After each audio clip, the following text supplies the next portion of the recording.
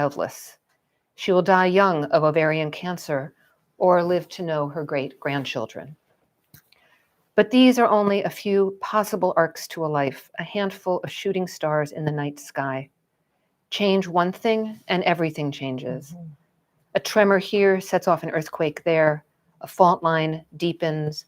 A wire gets tripped. His foot on the gas. He doesn't really know what he's doing, but that won't stop him. He's all jacked up, just like a 15-year-old boy. He has something to prove, to himself, to Misty, to his sister.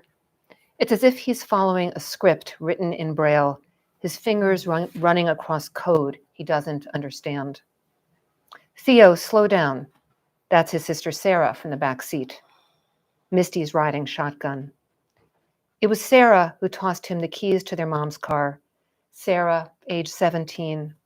After this night, she will become unknowable to him. The summer sky is a veil thrown over the moon and stars. The streets are quiet. The good people of Avalon long since tucked in for the night. Their own parents are asleep in their queen-size bed under the plaid afghan knitted by one of their father's patients.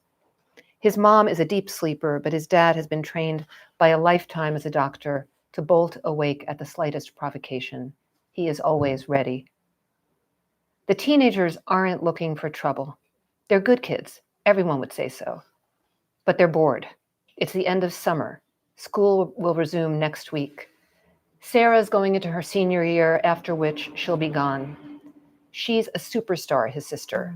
Varsity this, honors that, bristling with potential. Theo has 3 years left, and he's barely made a mark. He's a chubby kid whose default is silence and shame. He blushes easily. He can feel his cheeks redden as he holds the lighter and inhales, hears the sizzle, draws smoke deep into his lungs. His father, a pulmonary surgeon, would kill him. Maybe that's why Sarah threw him the keys. Maybe she's trying to help, to get him to act, goddammit, to take a risk. Better to be bad than to be nothing. Misty Zimmerman is just a girl along for the ride. It was Sarah who asked her to come. Sarah doing for Theo what Theo cannot do for himself. Change one thing and everything changes. The Buick speeds down Poplar Street. Misty stretches and yawns in the passenger's seat. Theo turns left, then right. He's getting the hang of this. He flicks the directional, then heads onto the parkway. As they pass the mall, he looks to see if Burger King is still open. Watch it, Sarah yells. He swerves back into his lane, heart racing. He almost hit the guardrail. He gets off the parkway at the next exit and eases up on the gas. This was maybe a bad idea. He wants to go home. He also wants another cigarette. Pull over, Sarah says. I'll drive. Theo looks for a good spot to stop. He has no idea how to park. Sarah's right. This is stupid. Actually, no, forget it. I shouldn't, she says. They're almost home. It's like a song in his head. Almost home, almost home, almost home. Just a few blocks to go. They pass the Heller's house, the Chertoffs. As he leans forward, the lighter slips through Theo's fingers and drops into his open shirt collar. He lets out a yelp and tries to grab it, which only makes matters worse. He arches his back to shake the burning metal thing loose, but it's wedged between his shorts and his belly. The smell of singed flesh. A perfect, shiny half moon will remain. Years from now, when a lover traces the scar on his stomach and asks how he got it, he will roll away. But now their futures shoot like gamma rays from the moving car. 3 high school kids. What if Sarah had gone out with her friends that night? What if Misty had begged off? What if Theo had succumbed to his usual way of being and fixed himself a salami sandwich with lots of mustard and taken it with him to bed? The wheel spins. The screams of teenagers in the night. Theo, no, Jesus, fuck, help, God, and there is no screech of brakes, nothing to blunt the impact. A concussion of metal and an ancient oak. The sound of 2 worlds colliding. The fender and right side of the Buick crumble like it's a toy, and this is all make-believe. Upstairs, on the 2nd floor of Benjamin and Mimi Wilf's home, a light blinks on. A window opens. Ben Wilf stares down at the scene below for a fraction of a second. By the time he's made it to the front door, his daughter Sarah is standing before him. Thank God, thank God, thank God. Her t-shirt and her face splattered with blood. Theo is on all fours on the ground. He seems to be in one piece.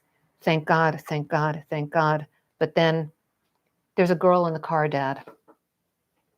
I'm going to stop there.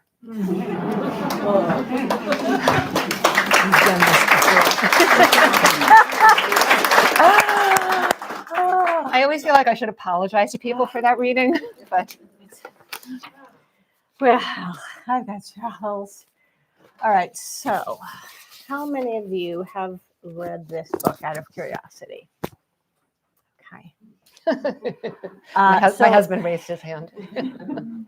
So I have a few things I wanted to ask you, and as we're old friends, I specifically did not discuss anything with you. No, you did not. We spent hours yesterday, and I thought it was extremely disciplined of me because, in a way, I think of you as my teacher, mentor, support, and taught me so much. And so I read your work with a different reverence, maybe, than other people do, because, and also I read almost only memoir from you. And so the idea, I have a bunch of questions. I bet there are things that perhaps you guys are curious about too. I hope so. But so you have a very popular podcast called Family Secrets. Are you guys familiar with it? Yeah. How many views? How many views? Yeah. Downloads. That's what they say. What do the kids say? The downloads. What are they? 36 million? Okay. So all that says to me is there might be some family secrets out in the world that people are interested in family secrets. And I don't know a family that I know well that doesn't have at least one. And it's the thing that no one talks about. So we don't know because we don't get to be in another family. Right. And this book, this beautiful, beautiful, complex book is about, it's not about a family secret, but there is this, I feel like it is bound by a family secret and it impacts all of these, are there 8 characters, 9 characters? 7, yeah. Yeah, more than 5 characters. And it's 2 families. It's the Wilfs, not the Milfs. The Wilfs. And that never occurred to me until you just. I was like, what does that stand for? Huh. And so what I was wanting to know is, it centers around this long kept family secret, a secret that the family has made this unspoken pact to keep secret, and the way the secret affects their lives, because change one thing, change everything, and how it affects everyone differently depending on what their role in the family is and that burden that they have to bear. So first of all, I want to know when you had the time to write this novel, because at last I checked, you had just written Inheritance. And that was right before the pandemic, because I remember when you came to my house and told me about your discovery. Shortly thereafter, Inheritance was born fast. I think it was a very quick birth. And then the pandemic happened. And then you wrote this tome, this complex, I don't know if it's a mandala, but it feels like it is a very elaborate tapestry that does not feel like it comes out in one piece. I can't imagine. And so my question is, how did you, first of all, find the time to write this complex a book? Because in the book is a pandemic and Y2K. And so that's my question. Okay. Begin. Discuss. I have a lot to say. So let's see, where to begin? First of all, I've been writing about family secrets all my life, all my books, from my first novel, all through my body of work. Yes, you have. And I could have spoken at length about why I thought that was the case, but I was missing a very large piece. And that's what I wrote about in my memoir, Inheritance, the discovery that my dad who raised me was not my biological father, and that I was the family secret. I had been writing about family secrets. I knew that there were family secrets. I felt that I had grown up in a house full of secrets, but I didn't know that I was the secret. I've never heard you say it that way. Do you say that way in the book and all the time? Because no, I think I'm just, I don't think I would speak that way over coffee. you know. No, but we talk so much Yeah. about it. But that is such a But there's a big line. deal. There's a line in Inheritance, which is, "I always knew there was a secret. What I didn't know, the secret was me." Mhm. So I started, and the podcast came out of the fact that I was writing this book about my own family secret, and people started telling me stories about their family secrets, and it was very organic the way it happened. And it kept very busy during the pandemic. And before the pandemic, I mean, I basically, it's one of my full-time jobs is the Mhm. podcast. It's going into its 9th season, which the trailer dropped today, and the 9th season drops in a week. Anyway, in terms of how I found the time to write this book, this was a very hard one book. Mhm. I started it 15 years ago. Oh, that Yeah. makes sense. Okay. I wrote 100 pages. It was the first fiction I had written in a while. It was after my memoir Devotion had come out, and these characters appeared to me. I knew them. All of them were very clear to me. And I was committed to this structure, which was that I was going to tell this story backward in time. So I wrote a chunk of the book, a chunk of a manuscript that took place on one night in the year 2010, in which we meet some of the characters. We meet all of the characters, really. And then I wrote the next chunk of the book, which took place on one night of New Year's Eve, Y2K New Year's Eve, 1999, when we all thought the world was going to end. I mean, which I just think is so adorable now when I think about it, but this is where we were. So wacky, just Right, kooky. right. Yeah. So I had written these two sections that were 10 years apart. And that's when I came to understand that my idea for the way it was structured was deeply and impossibly flawed. Because if I kept on moving backward, the baby who had just been born on New Year's Eve of 1999, who was my favorite character in the book, would not be alive yet. And that creates narrative problems that I was not up for, unless I wanted to get all metaphysical and just keep on moving backward. And, that wasn't the kind of book I wanted to write. So I actually really had confidently, like, sort of issued forth into this structure that had me go right into a wall.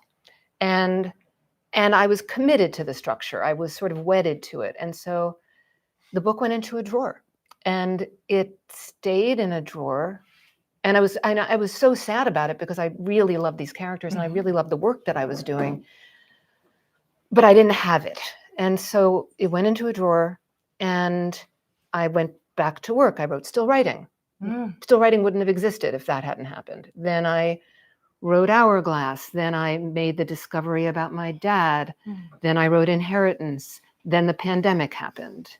And many other things happened in between that were like big life things. And in the early days of the pandemic, I was cleaning up my office closet one day, like literally Marie Kondoing the thing, like just kind of got tired of baking sourdough bread and was just in there. And there was this neat pile of pages, actual pages on one of the, because I put it in my closet and not a drawer. And there was the manuscript. And something just whispered in my ear, just read this. It's been years and years and years. How long had it been since you'd even looked at it? Since I put it in the drawer. Never looked at it. No, it was even in between jobs. No, it was the one that got away. It just was the one that got away. And that's crazy. So I sat down in the middle of the mess in my office and I read it. And two things happened. One was I really liked it, which doesn't usually happen to me with work that's really old. I don't think I usually feel like I've grown as a writer and that this is earlier work, but this time I really thought, wow, it was almost like I was reading somebody else's work because it had been so long. And, as a writer, letting something really go cold on you, I mean, that I advise students to do that all the time, but usually I mean, I don't know, a month, not decades. And the other thing that happened was I thought, and now it's 2020. So I had written two chunks of this book that were 10 years apart, and now it was 10 years later. And what animated me and kind of just spurred me to know, I mean, I wasn't grasping at it. It was this deep knowing that this was it. and now it's 2020, and the thought was, who would they have become? So my 11-year-old boy character, who I loved so much, this character named Waldo Shankman, well, he'd be 21, so he'd probably be, and he's brilliant, and he was very, he's obsessed with the cosmos and the stars, so he's probably at Berkeley in college. He would have gone as far away from Westchester as he could possibly get, and he would have to come home, and home was not a happy place for him, so what would that be? And then I thought about another character, Theo, who you met in those opening pages, who grows up to become a chef with an improbable amount of success, and with this very small restaurant in Brooklyn that becomes like the table that everybody wants to book. And Theo is also someone for whom cooking for people is love. He can't really relate, he has trouble connecting, and he'd be in the absolute center of the first wave of the pandemic. What would Theo do? And so the question of like, what would these characters do, got me just completely fired up. But I also didn't want to write a pandemic novel. We were living it. I didn't want to read it. I didn't think that it was possible to have any perspective on it. It was I wanted it to be like a sliver, like a sliver of time that would allow the reader and me to see what would become of these people later, so that we can tolerate Waldo's unhappy, lonely childhood with a father who doesn't understand him, and a passive mother, and this brilliant boy who, is so out of step with his peers. We can tolerate that, or more than tolerate that. We can be with him because we have this little window shade that goes up, and then we get a glimpse of, oh, he's going to be okay.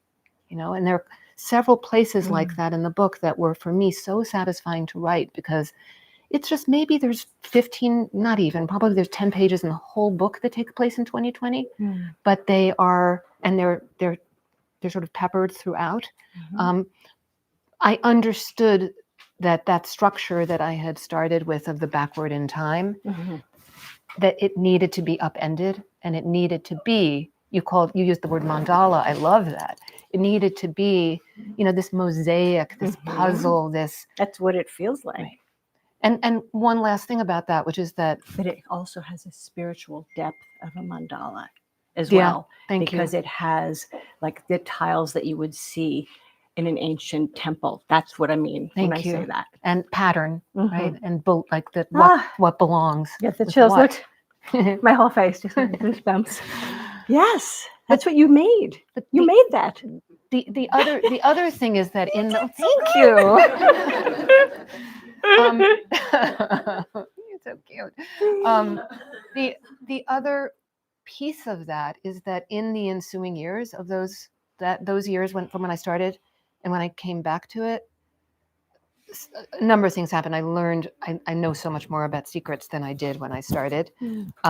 I know so much more about life than I did when I started. But I had been, in terms of craft, really kind of honing. I became really interested in writing in this fractured way.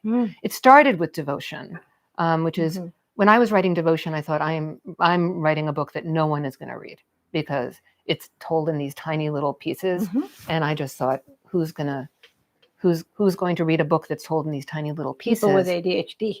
Yeah. Well, you can read a little bit, you can put it down. Exactly. As it turns out, it's a great strategy. It wasn't a strategy, but it was, but I started exploring that. And then I wrote more in essay form, and then ultimately my memoir, Hourglass, which is completely like a kaleidoscope.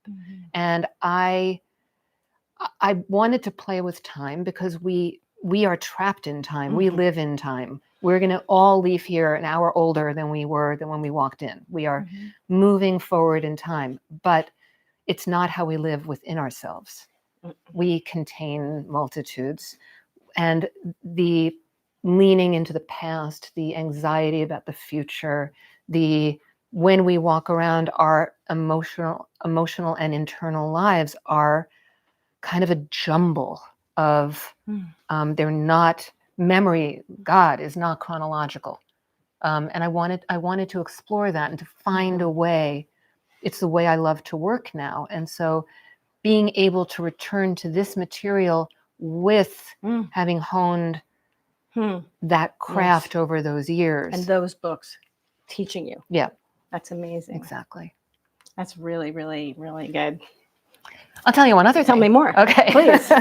Go on. So curious, how many people here read Inheritance? Okay. So for those of you who read Inheritance and then read Signal Fires, you might think that I had created the character of Ben Wilf based on my biological father, who was called Ben Walden in Inheritance. That's a pseudonym I gave him. I never made that connection. Did you guys? I didn't get that. Good. You did? Some did and some didn't. But here's the thing. I wrote that character of Benjamin Wilf 6 years before I knew that I had a different biological father than my dad. And when I went back to the manuscript, I never once thought that. Like, we're like artists and writers are the last to know. Like, we're the last to know. And so I didn't even go back and think, oh, Ben W. So Ben Wilf or Ben Walden and now Ben Wilf, but Ben Wilf preceded Ben Walden and they both are Ben W's. And I didn't even think about that. If I had, I might have considered changing the name because it just would have, but I went back to this book in which I have this character who is a doctor. He's a pulmonologist. He has a certain physicality and manner and disposition and ways of speaking. He's a lover of poetry. He's kind and a little also has a kind of reticence to him. So I finished the book. I just go back to work and I finished the book and I gave it to my son as one of my very first readers. And my son came into my office. He was holding the manuscript in his hands and he said, "Mom, he's just like him." Meaning his biological grandfather, my biological father. And as soon as he said it, I thought, he is. You're right. It was the most, where do our characters come from? Like there was something that will remain mystical and mysterious to me forevermore because I did not change every word that you read in those opening 100 pages of Signal Fires, with the exception of one character, Sarah, who I rethought, which we can talk about maybe, but those are what I wrote in 2011. That's nuts. Yeah. Would you like to talk about Sarah? Sure. In terms of rethinking Sarah, the one thing that in going back into it, Sarah had been, when I first started writing the book, a Hollywood wife. She was married to a very successful Hollywood producer. She was equally miserable. She was self-destructive in all the same ways, but she was, doing yoga and she was a cliche. So, and I recognized that she was a cliche. It was actually one of the things that was hard for me about the initial pages was that I knew I hadn't figured her out. And when I went back in, I thought, oh, no, Sarah needs to be a badass. Sarah needs to have her own agency. Sarah needs to be the Hollywood producer. And I wanted both kids, Sarah and Theo, who are so haunted and whose lives are so formed in so many ways by the event that I read you all. And the fact that there were no visible consequences from it. Mm-hmm. This was a family in the 1980s, a white family, a privileged family, a family where the father was the local doctor that everybody knew. So Trusted. was anybody breathalyzed? Was anybody questioned? It didn't really make sense, but there were no consequences. But the invisible consequences were profound and shape their, a guest on my podcast recently said, I think the smartest thing or most trenchant thing about secrets that I have heard yet, and I've read a lot about secrets, she said, when you bury a secret, you bury it alive. And so this was alive within all of the Wilfs, but primarily Sarah and Theo. And I wanted them both to be very successful adults who are utterly haunted by their culpability in a girl's death. And you said when you were describing the book so beautifully, you said there was this kind of like complicity or this sense of, we're not going to ever speak of this ever again. Not just outside of the walls of our home. It's a pact. But it's not, it's an understanding. I've thought a lot about who it was in the family who that was most important to. Because it's not like they all huddled together and were like, we're never going to speak of this ever again. And Ben is in a way the most clear-eyed of all of them at that point. He knows what his culpability was, which is that when he ran to that car, he was running to that car as a father and not as a doctor. And he had to live with, it would have ended up the same way. It wasn't that he did anything that would have changed the fate of Misty Zimmerman, but he knows in his heart that when he ran over to that car, he wasn't thinking clearly, and he was thinking about saving his kids and not the Hippocratic Oath, right? And Sarah and Theo were teenagers, and to my mind, it's Mimi who, in her desire for everything to be lovely, and in Ben's love for her, in their bond, in families have their ways of accommodating each other, and the accommodation, and the kids were, they were fine with never talking about it again at that point. Like maybe it would just go away. And instead it loomed larger and larger and larger for all of them. And to me, so it's a book about an aftermath, not about and one last thing, when I went back after those years and I started in earnest again, I had not written the opening that I just read to you. Oh, come on. I'm sorry. Didn't mean to say that out loud. That was just what I was thinking. I'm sorry. I had not. What are you talking about? I knew that there was something that happened at that tree. I knew that the neighborhood kids all referred to it as the magic tree because they didn't know the story of what had happened all those years before. I knew that Ben didn't like that they called it that and that he had a real relationship with the magic tree that was not a happy one. I suspected that what happened at that tree involved the Wilf children, but I didn't know exactly what it was. And I write novels like... You were like a neighbor coming up with a story looking at the tree. Like you didn't know. That's crazy. You know what I'm saying? It's like you were inhabiting the neighborhood and you, as the author, were like, I don't know whatever happened at that tree. I knew something that, happened. But I Do knew you know what that, I mean by that? But I knew that everything that happened, I knew that the way that Sarah was as an adult and the way that Theo was as an adult, and we meet them as adults in 2010, had to do with what happened that night. I just didn't yet know. How did you know how to write the future if you don't know what had happened behind you? Like you made it up. My novel Family History begins with a woman lying in bed watching home movies, and something has happened. Something has gone wrong in her family.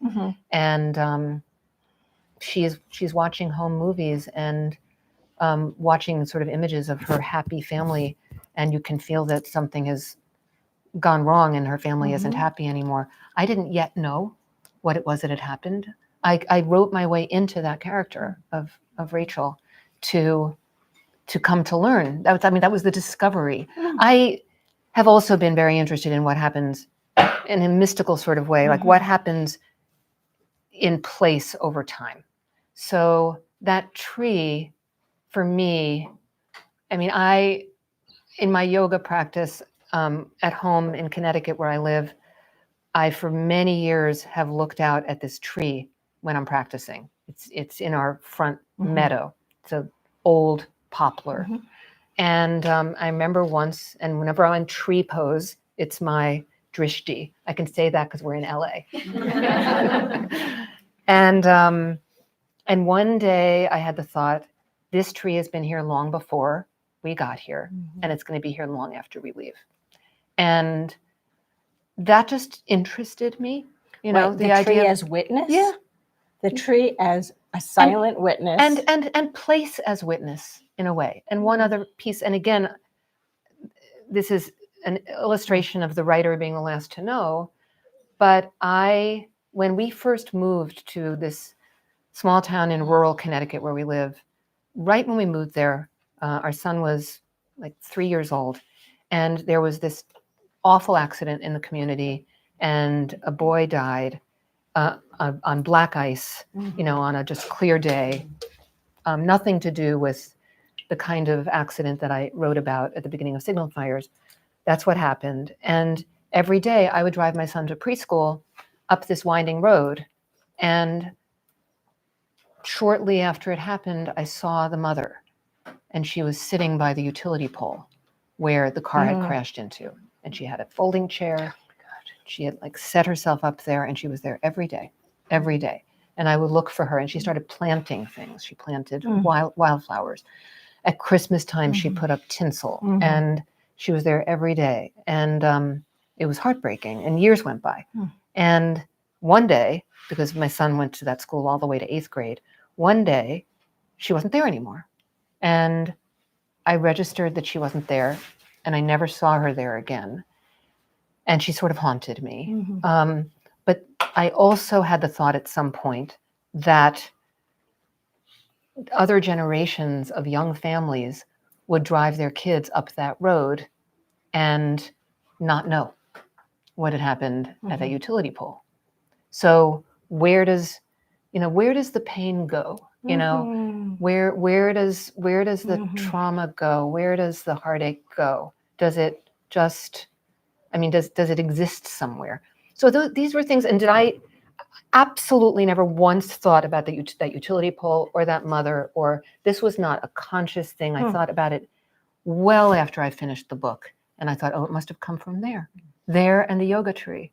But so when I went back to start writing again, I knew I had to write the opening. I knew I had to know exactly what had happened at that point when I finally returned during COVID to writing it. And all I knew when I began that prologue or that little piece is that I wanted it to start with the word "and." I just knew that it needed to be in media res. It needed to in what? In media res. It needed to be already What's happening. Media res. In media res. In media res. You like it? It's my new stripper name. You get a tattoo. In media res. Okay, yeah. I'm sorry. I can't wait to discuss that word later. I'm media res. But it needed to be it needed to already be happening. That's heavy. And that's all I knew. Heavy. I knew that, and I knew one other thing, which is that I wanted the reader to feel like we are not in one moment in time. We are, when we subconsciously know when we're reading the opening that Theo and Sarah are going to survive. We're not thinking that probably, but we're knowing. How do we know that? Because Misty Zimmerman is the one who's like, if she lives through this night, she will be, Theo, the scar, years from now, a lover will, comment on the scar, right. And Sarah, years from now she will be right. unknowable to him. So we hopefully the reader's not reading like at that level, because then the reader's not inside of And it. flow, yeah. Right. But I wanted there to be this sense that this was going to be a narrative where we would move around in time, so that the rules of engagement with the book are already being, we're already in it. It's not changing its tune. It's not changing the rules of the way that we're meant to read this particular story. I make it sound like I knew what I was doing. No, but you sound like a mystic, 100% to me. And you can't say that about yourself, but I can say that. And you can say it to yourself privately. You might know it, but you are. It's my stripper name. Yeah. It is so. To me, it's a revelation to hear you talk about this, because it looks like it looks okay. I just felt like I was looking at a continuum in a way that I've never read. Maybe I don't remember what the thorn birds were like. I don't know what happens in the old days when people would write about families over time. The complexity, which the way you structured it, made me feel I am the daughter. I am now the mother. I'm now the daughter. I'm now the sister. I'm every woman. And I mean, I know when I'm talking the truth, because all of my hair is standing up. There is something very like looking at the yearbook of what will they become? Yeah. What are they most likely to do? But you're telling it to us in such, it's almost like you're taking us out to sea in a storm, and we're getting like slivers of insight, or, oh, of course, yeah, the neurodiverse kid would, of course, be a genius, but he was feeling outside, but then he's okay. And then, and so you get to see this, I don't know, just, it's a very rolling experience for me. And I love this one thing you said at the end that I remember. I had to write this down, I had to listen to it. That grief, no one talks about how long it takes for the person you love to return to you as who they were before they became sick. That is beautiful. It is the idea of when you watch people decline or decay or stop being who they were, and you can't remember, were they ever this other person?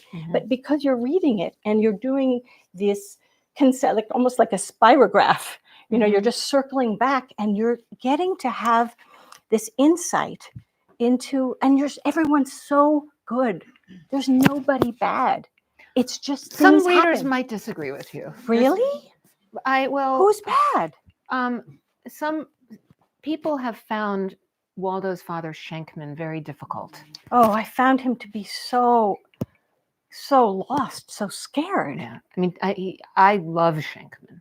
I mean, I just think they're all so. I have so much empathy for each person. So, have we had enough? No, it's great. I just want to open it up To questions for sure. Yes. Okay, I'll finish that one. So the train of thought about. Keep hearing. Just No, thanks, Zibby. I mean, I can discuss with you later. Please. The thing I want to say about Schenkman is that, this is the first novel that I've written that has kind of like this, like there's like an orchestral quality to it. There are, each one of these characters has their own very articulated point of view, even though they're all in the third person. And, it's counter, I mean, the writers in the room will totally get this.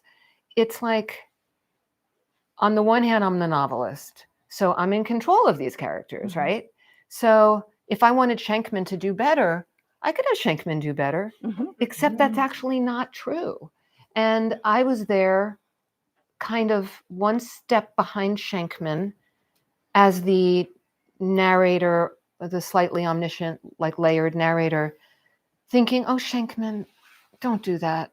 Do better, Schenkman. Yeah, right? Even as I am creating Schenkman and creating the scene in which Schenkman is not doing better, I'm exhorting Schenkman to do better. And he, everything for him is out of love for his son and his fear that his kid is not quote unquote normal and is therefore going to have his terror. He feels like it is terrified. his job Exactly. to get him to have a better life, Right. to be a different person. Right. To be a different person. And how many people do you know exactly have maybe experienced that? Well, in you some know, way, shape, or the part when I was writing that part of the book and creating Schenkman, my kid was 11 and I was on the fields of lots of sporting games, let's say, and I was like, wow, parents,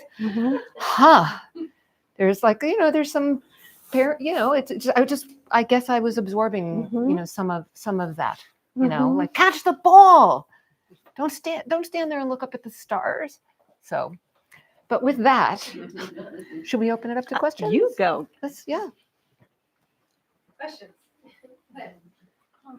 I wanted to spin off a little bit of, Jennifer, what you said about how it feels like, and talking about the narrative structure, how everything's happening at the same time. You're experiencing these different times, these different stages. And one of the parts I found powerful was in the playhouse when Waldo sees all the incarnations of her.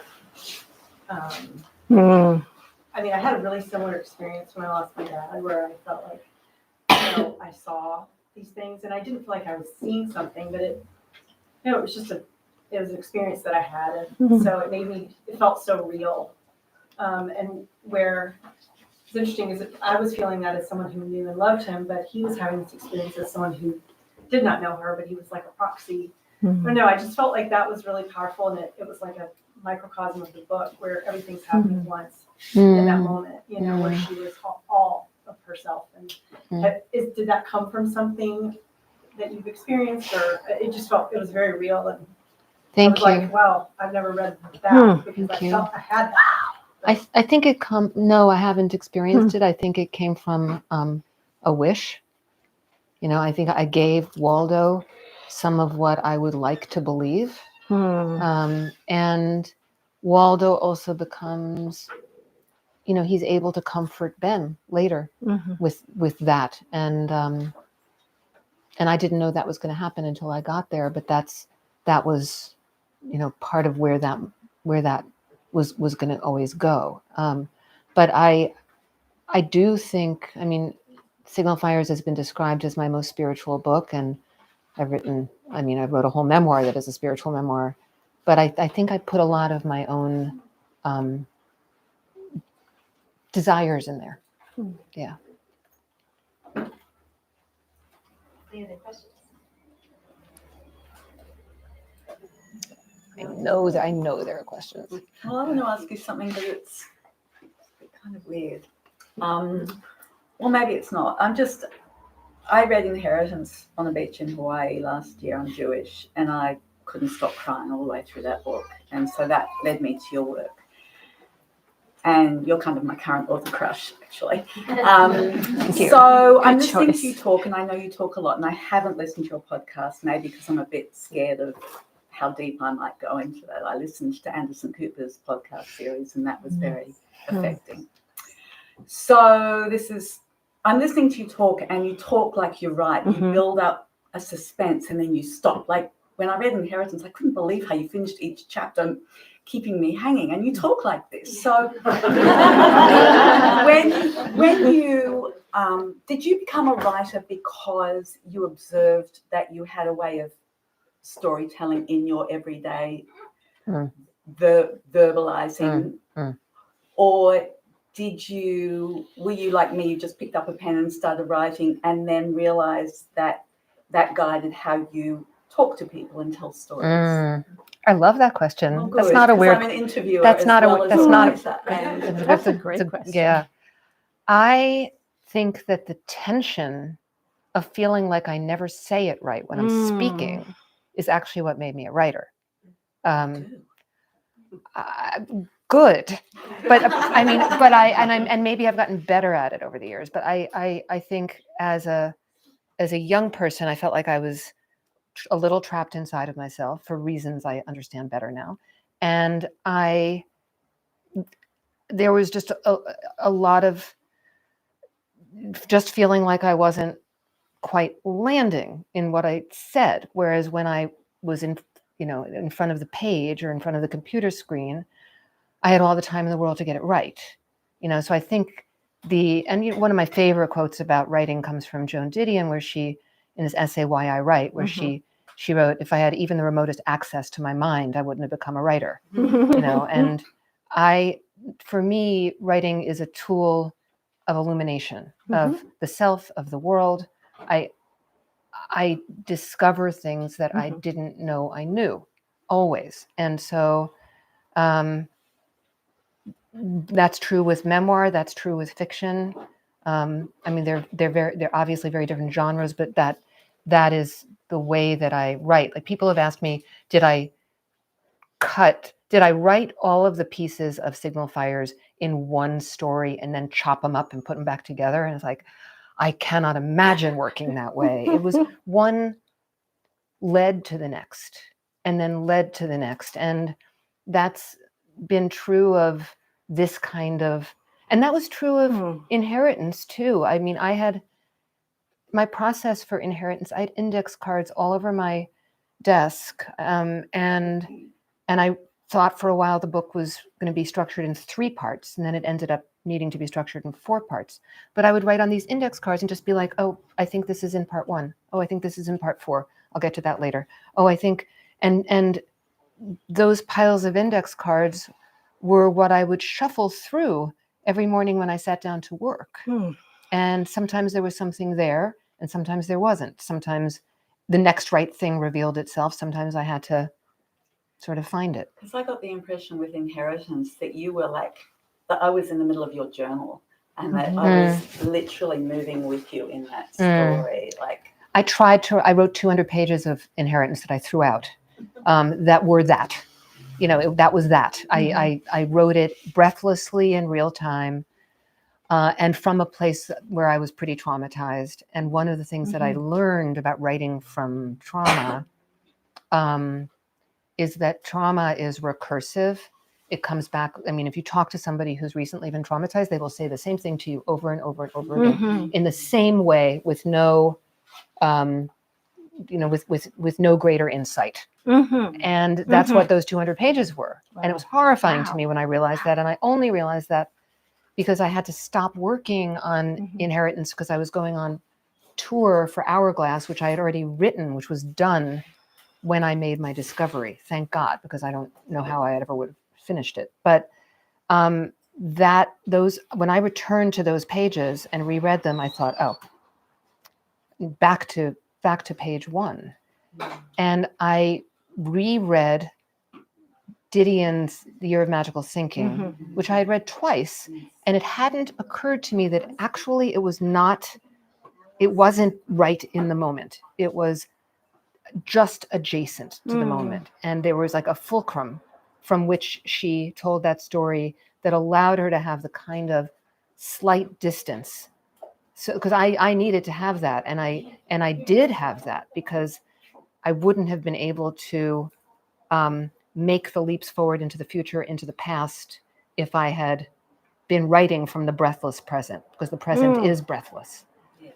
Yeah. Okay, I have a question based on what you just asked. Do you feel that, because I believe, because I know you a little bit, that when you are hooking into the collective unconscious, when you're meditating, when you're emptying your mind, did you feel that you were excavating things from your unconscious, or things that you were to know in the future? But because time can be so elastic, and it's that sliding doors, that's what I felt a lot in the book, was the sliding doors have one. I could barely begin this book for so long because I was in an accident where people were killed. To me, reading that, I was like, I can't do this. I have to wait till I'm stronger, because it doesn't matter how long it's been. Yep. It's just in you. It's right there. Yes. Oh, it's always like it just happened. Yes. And like, I'd like the good things to feel that vibrant and alive, just like, oh, that amazing day. It's interesting how trauma settles in different people, and how they're able to either overcome or sink into it and drown in it. And I don't understand. I don't understand how you did this. It's Hmm. really But you quite a feat. you started with, talking about meditation. Mhm. I really do think that, I mean, for me, my meditation practice is a part of my writing Mhm. practice, not because I have eureka, great insight moments while I'm meditating necessarily, most of the time, not at all, but it quiets my mind. And in quieting my mind, that's what begins to allow for the possibility of something coming in. Mhm. I mean, a noisy mind just doesn't have, there's no room. Mhm. So, I mean, I think when I'm meditating, I'm really sort of priming my Mhm. I'm priming my instrument. I'm polishing my instrument so that I can be a witness. And a conduit, because you're definitely conduiting in this thing. Don't you find? Well, When I you- always feel that way. I always, when I finish a book, I feel like I don't know how I did that, and I don't know how I'll ever do that again.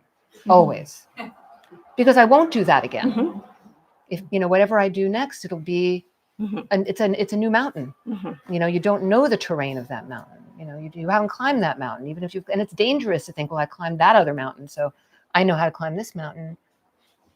We don't. So Mhm. it's always, it's beginner's mind. It's Mhm. begin again.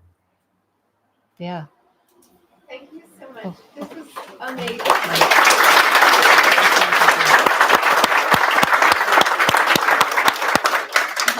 She did. She'll ask me. And Jennifer will be right outside, and we can just make a line here if you want your book signed. Thank you all for coming, and thank you.